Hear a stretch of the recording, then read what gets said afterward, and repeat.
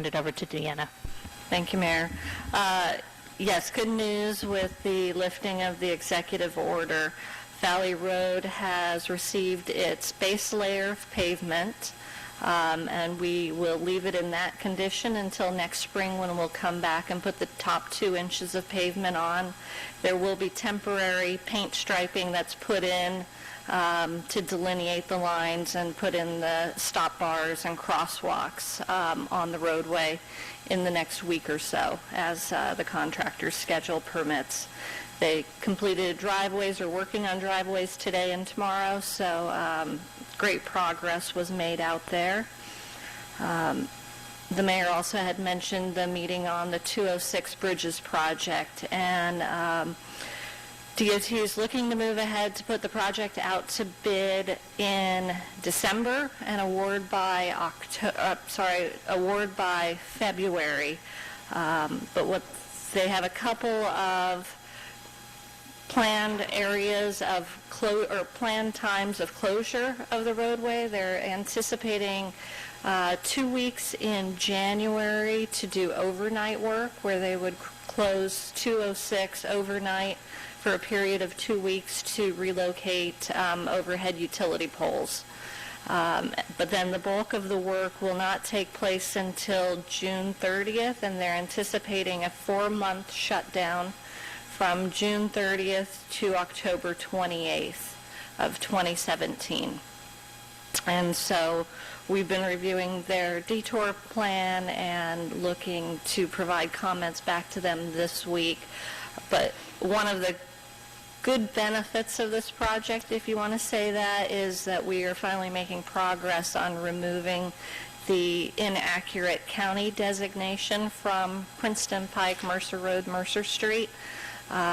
We've finally gotten an ear at DOT to make that happen. They're going to be removing the county route designation plaques from 95 to 95, which will start the process of lessening our truck traffic that ends up on Mercer, which has a 4-ton weight limit. So we're very pleased about that. But we'll be coming back to council in the next month or so with another resolution similar to what we did earlier this spring, which would allow for 16-hour work days within that 4-month period. It'd be a 6 a.m. to 11 p.m. 2 work shifts within that time. So we'll bring that resolution to council at one of the next meetings. Okay.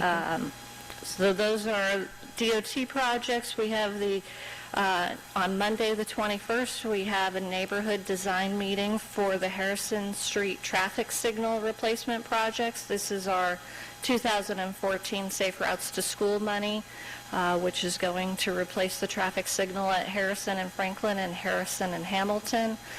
Both of those signals lack pedestrian push buttons and the walk and don't walk signs, so that's part of what this project will do to improve those intersections.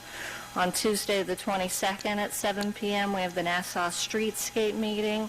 After the council presentation, we had the discussion about getting community feedback before the end of the year to be able to wrap that project up. So we were able to schedule this meeting on the 22nd.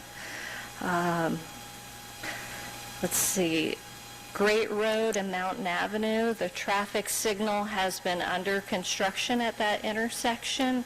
We're waiting for PSE&G to provide electricity to the intersection, and at that point we can finish up the work. We've been working with our traffic engineer as well as the police to figure out what variable message boards and what sequence of turning on the traffic signal is necessary. And so once we have power and the signal is ready to be operational, we'll put variable message boards in place that indicate the change and when the signal will go live. We'll have a period of 3 days where the traffic signal will just be in a flash mode, so it'll be operating still as a stop for mountain traffic, but it'll be a yellow flash for Great Road for caution. And then after that 3 days, then it will cycle into its timing schedule. They have installed the base of the side path that will connect Mountain Avenue to 300 Elm Court. We had a missing link on the west side of Great Road of pedestrian and bike connectivity. So that is put in with just like the base stone, and we'll be back in the spring again on that to finalize paving. But that's a great missing link that we were able to put in place. As Councilman Butler indicated, I'm sorry, this is such a long update. I have this long list, but I'm almost You're becoming more like Mr. Kaiser. No, I thought you're cheering, Bob. Every meeting, I'm looking at Mr. Kaiser over there. Cheering.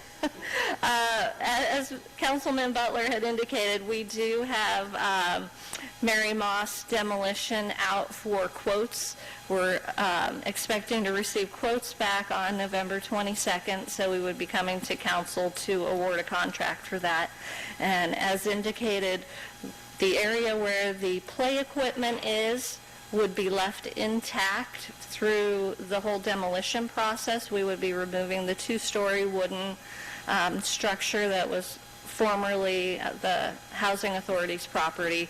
We would also be demolishing the upper terrace of the Mary Moss Playground. So we'd be taking out the wading pool, the pavilion, the seating areas. Everything would be graded and stabilized for the winter, so that when we're ready to get in there in the spring with the construction, it'll be a pretty clean slate. And the other project that will be coming to council, hopefully for an award of a contract, is the cleanup of the former Valley Road DPW site. If you're aware, there was a petroleum-based material contamination of the soils, and with the demolition of the structures on the site, it gave us access to the areas of contamination that were under the building. There's also a piece that's under Valley Road near the corner of Mount Lucas and Witherspoon, and so that contract hopefully will be awarded on the 28th as well. That's my update. Thank you. Thank you.